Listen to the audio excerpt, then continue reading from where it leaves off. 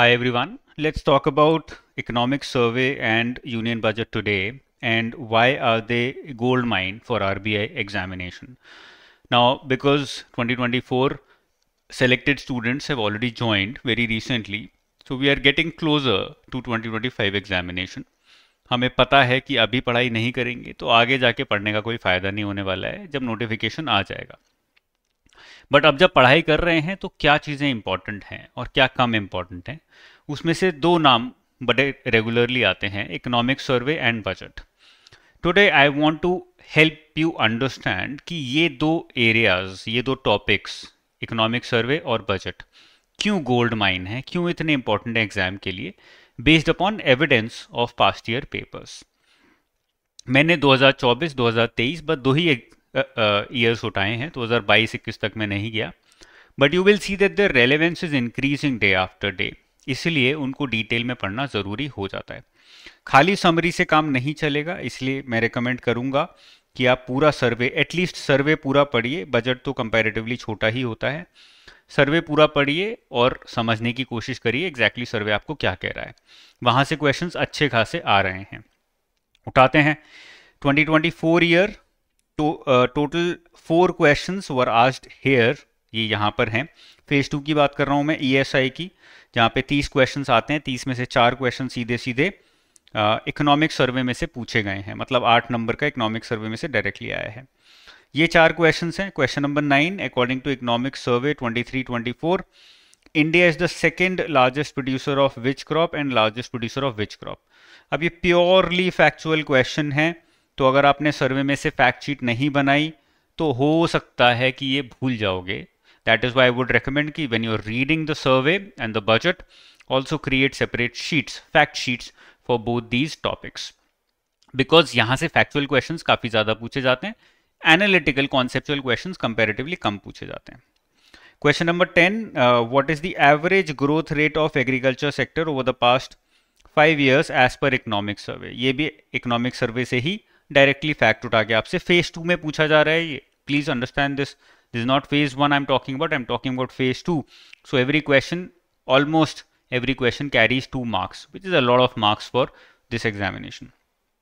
Question number 11, the economic survey notes that the Indian economy needs to generate an average of 78.5 lakh jobs annually until 2030 in the dash sector to cater to the rising workforce. अब ये कहाँ से उठाया? ये economic survey से के किसी paragraph से डायरेक्टली उठा लिया, पैराग्राफ डायरेक्टली चेप दिया यहाँ पर. But it's an important fact. ये फैक्ट भी इंपॉर्टेंट है, 78.5 लाख चाहिए अपने को. ये भी इंपॉर्टेंट है कब तक के लिए चाहिए, और ये भी इंपॉर्टेंट है कि कौन से सेक्टर की बात इकोनॉमिक सर्वे कर रहा है स्पेशली. बड़ा इंपॉर्टेंट फैक्चुअल क्वेश्चन है, पैराग्राफ भी बड़ा इंपॉर्टेंट है. इससे आपको पता लगता है कि यार सर्वे में मुझे क्या क्या चीज़ों से फैक्ट्स निकालने हैं, कौन कौन से फैक्ट्स इंपॉर्टेंट हैं. 100, 200, 500 फैक्ट्स निकालोगे तब जाके उसमें से 30, 40, 50% याद कर पाओगे. हो सकता है कुछ फैक्ट्स छोड़ने पड़े और वो एग्जाम में आ जाएं. That risk will always be there, but your job is to study, your job is to minimise unpredictability. That is what you have to do. Fact sheet helps you do that. Question number 12, according to economic survey, the Indian economy has indeed transitioned from an agrarian focus to a more dash structure.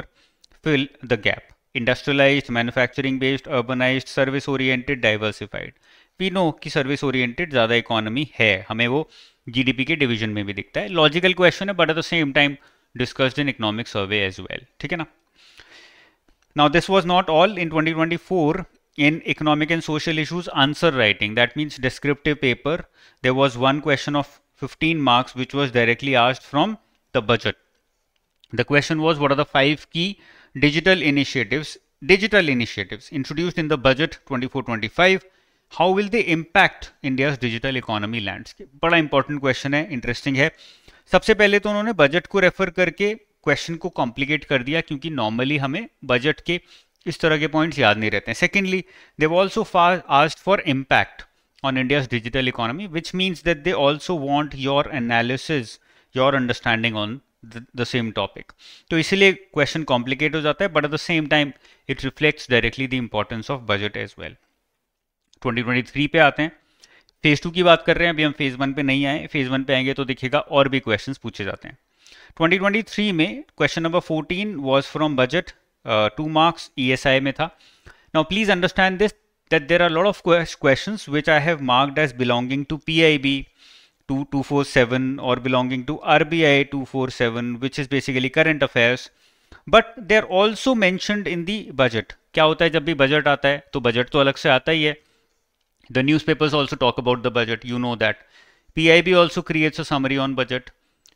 RBI 247, which is finance current affairs, also talks about the budget. तो बहुत सारी जगह पे segregated रहती हैं बहुत सारी चीज़ें. तो बहुत सारे ऐसे क्वेश्चंस हैं फेज 2 में 2024 and 23 both that I have marked as belonging to PIB और RBI 247, which basically means current affairs, but they actually have been picked up from the budget or from the economic survey. तो हम easily objective questions में double कर सकते हैं without any doubt. So if I say that there were 4 questions in 2024 in ESI, I know for a fact that there are more than 8 questions belonging to survey and budget. Just that those questions have been marked as belonging to PIB 247 or RBI 247 because those paragraphs have been picked up from either PIB 247, either PIB current affairs or from financial newspapers. That is the only difference. But the topic remains the budget or the survey. Okay. Coming back in 2023, question number 14 was on budget. जैसे मैंने यहाँ पे mark किया हुआ है. So this is a marking that I am talking about when I am teaching from previous year papers. I do this kind of markings. तो मैंने यहाँ पे बजट स्पेशली लिखा हुआ है. बहुत सारे क्वेश्चंस में मैंने यहाँ पे लिखा होगा PIB 247. Okay, that is why I'm not counting those questions as belonging to budget, but there are a lot of such questions belonging to both budget and economic survey. Question पे आते हैं. The developmental work for these tribal groups mentioned in the above paragraph are being taken under which of the following priorities of Saptarishi of Union Budget 2023-24. तो logical भी है ये question, इसीलिए मैंने यहाँ लॉजिकल लिखा है क्योंकि हम ट्राइब्स की बात कर रहे हैं तो एक्सेस की बात सबसे पहले होती है बिकॉज वो बिल्कुल डेंस फॉरेस्ट में जाके रहते हैं. तो अनलीशिंग द पोटेंशियल हो सकता है हम सोच रहे हो, यूथ पावर हो सकता है हम सोच रहे हो, ग्रीन ग्रोथ तो बाहर चला गया, इंफ्रास्ट्रक्चर इन्वेस्टमेंट बाहर चला गया, but reaching the last mile is the closest one. So it is also logical but at the same time it was also discussed in the budget 23-24. तो बजट में पढ़ा होगा, याद होगा तो आंसर करना और आसान हो जाएगा, आपको एलिमिनेट करने की जरूरत नहीं पड़ेगी. अब आ जाते हैं फेज 1 पे. In phase 1 in 2024 in general awareness there were 6 questions. I can guarantee and tell you that there would be more than 12 questions easily, for the simple reason that I did not mark them as belonging to budget and survey and I marked them as belonging to PIB and RBI 247. that is why I'm not counting those. तो मैं एक बहुत conservative count लेके चल रहा हूँ यहाँ पर. ठीक है. Question number 1, how much government assistance is being provided for Pradhan Mantri Awas Yojana Urban? Government assistance allocation कितने साल तक ये स्कीम है, तो स्कीम्स के अराउंड जो भी बजट में सर्वे में अनाउंसमेंट्स होते हैं, एनालिसिस होता है, that is regularly being asked in the examination. Okay. Pradhanmantri Mudra Yojana was launched blah blah blah. The union budget has increased maximum loan amount under Tarun category from 10 lakh to how much? Simple question directly picked up from the budget. As per union budget, the non-reporting of small movable foreign assets up to dash lakh has been penalized. Fill the gap. Again, directly picked up from the budget. ये वाला question budget का नहीं है, NPS का question है. फिर आ जाते हैं एक और क्वेश्चन पे. Budget 24-25 has propose to reduce turnover threshold of buyers for mandatory onboarding on TREDS platform from 500 crore to how much? अब ये वाला क्वेश्चन मैं देखो RBI 247 में भी डाल सकता था क्योंकि TREDS प्लेटफॉर्म वाली ये न्यूज RBI 247 में डिस्कस थी, बट क्योंकि यहाँ पे बजट डायरेक्टली मेंशन था इसलिए मैंने इसको बजट की कैटेगरी में डाला. ठीक है ना. PIB में भी डिस्कस था, तो हर बहुत सारी न्यूज होती हैं जो मल्टीपल जगहों पर डिस्कस्ड होती हैं. अब यहाँ पे बजट लिखा हुआ है मेरे फर्स्ट एनालिसिस में, इसलिए मैं उसको बजट में ले रहा हूँ. ठीक है. आगे चलते हैं. Question number 14 was also on budget. The government has substantially enhanced the budget allocation of Ministry of Agriculture and Farmers Welfare from 27,000 crore during 2013-14 to how much? ठीक है. एक और question number 79. During the recent budget presentation, the Union Finance Minister emphasized the several key focus areas. What are the 4 focus areas highlighted in the budget? Again very directly from the budget, no ifs and buts about it कि ये budget अगर आपने ढंग से पढ़ा होगा, पूरा पढ़ा होगा, 2-3 बार पढ़ के उसके फैक्ट्स की शीट बनाई होगी, there is no doubt that you will not be able to solve these kind of questions. You will easily be able to solve these kind of questions. Okay. Year 2023 पे आ जाते हैं. Economic सर्वे के ऊपर एक paragraph था, question था, despite these agencies world wide continue to project India as the fastest growing economy with a growth rate falling in an average range of, तो growth rate according to survey कितना है, latest वाला वो पूछा गया है. ठीक है. ऐसे ही बजट का question, according to union budget 50-year interest free loan is given to states for what, और 2 फिल इन द ब्लैंक्स दिए हैं, वो दोनों फिल करने हैं. अगेन वेरी डायरेक्ट, देख सकते हो फैक्चुअल क्वेश्चंस हैं, इसलिए फैक्ट शीट बनाना बहुत जरूरी है. ये एक और फैक्चुअल क्वेश्चन है.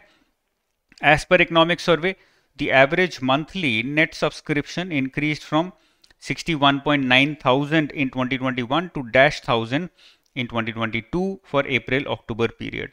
ये पूरे साल का नहीं है, देख सकते हो 6 महीने का डेटा भी आपसे पूछ लिया. तो कुछ उल्टे सीधे, अब मैं इसको एनपीएस में डाल सकता था, फाइनेंस करंट अफेयर्स में भी डाल सकता था, क्योंकि ऊपर भी एक और क्वेश्चन था एनपीएस का जो मैंने फाइनेंस में डाला हुआ है. तो किधर भी डाल सकते हो, कहीं ना कहीं से आपको लूज आउट करना पड़ेगा, एक क्वेश्चन को 100 जगह नहीं डाल सकते. ओके. यहां पे ये पता लगता है कि भाई सर्वे में से ईयरली डेटा के साथ साथ हाफ ईयरली डेटा भी पूछ सकते हैं, तो मेन डेटा का थोड़ा बहुत आप एनालिसिस या फिर एक फैक्ट शीट में उसका रेफरेंस दे सकते हो. ठीक है ना. तो ये छोटा सा एनालिसिस था बजट का और सर्वे का. इससे हमें पता लग जाता है कि फेज 1 में 10% to 15% जनरल अवेयरनेस में comes directly from economic survey and budget, और फैक्चुअल क्वेश्चंस आते हैं तो प्लीज इसको इग्नोर ना करें. In phase 2 also if there are 30 questions, then 4 to 5 questions, more than 10% are coming directly from economic survey and budget combined. Plus in descriptive also we are witnessing questions coming from budget and survey. Therefore these two are areas that you cannot skip out, that you cannot miss, and you have to cover them in detail. Archana ma'am has already covered the entire survey in detail. This is for enrolled students, but recent class में मैंने देखा था a lot of students were not aware about it. Please read the entire economic survey as given by Archana ma'am through videos as well as documents. The same goes for the budget also. Please cover them in detail. They are very relevant for you and we are witnessing questions from there. तो उसको multiple times पढ़िए, उसमें से short notes बनाइए, fact sheet बनाइए और उसको use करिए. ठीक है ना. So that is all an important area that I have told you and made you aware about that can help you get closer to your selection. Cover these two areas, don't miss out on them, and cover them properly as well, not only for the name's sake. If you have any doubts, you can put it down in the comment section below. I'll see you again very soon. All the best. Bye bye. Jai Hind.